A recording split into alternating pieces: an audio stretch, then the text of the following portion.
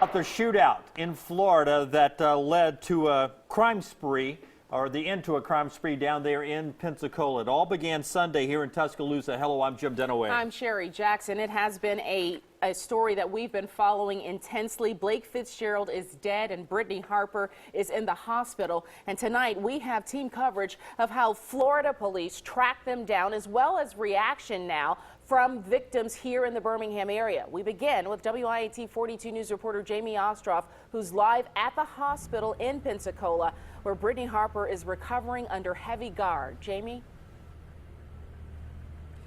She is, Sherry, and frankly, you could say it's remarkable that Brittany Harper is even alive tonight. We learned from the Escambia County, Florida sheriff tonight, or earlier this morning. He told us Blake Fitzgerald, in his final moments during that shootout with police, used his girlfriend, Brittany Harper, his partner in crime, as a human shield. Nonetheless, she is here right now with injuries to her leg and her ankle, and she also has a long list of charges just stemming from what went down here in the past 24 hours.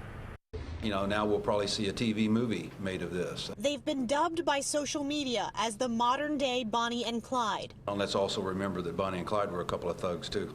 But early Friday morning, the ride for Blake Fitzgerald and Brittany Harper came to an end.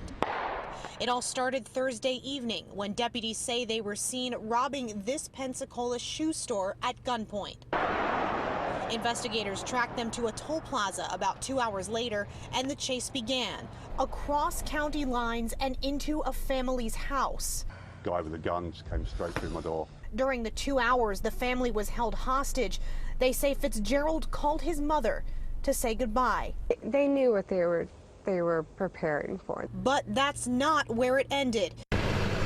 Deputies say Fitzgerald and Harper stole this red truck and sped off about 25 minutes away into the sleepy little town of Milton and onto a man's front lawn. I mean, you know, my first thought was to protect myself and my wife. That man wanted to be kept anonymous. He said deputies cornered the fugitives in his backyard and got him and his wife out to safety. All the while, the policemen were telling him to exit the vehicle and giving him commands to give up, and he chose not to do that. And right there, it ended.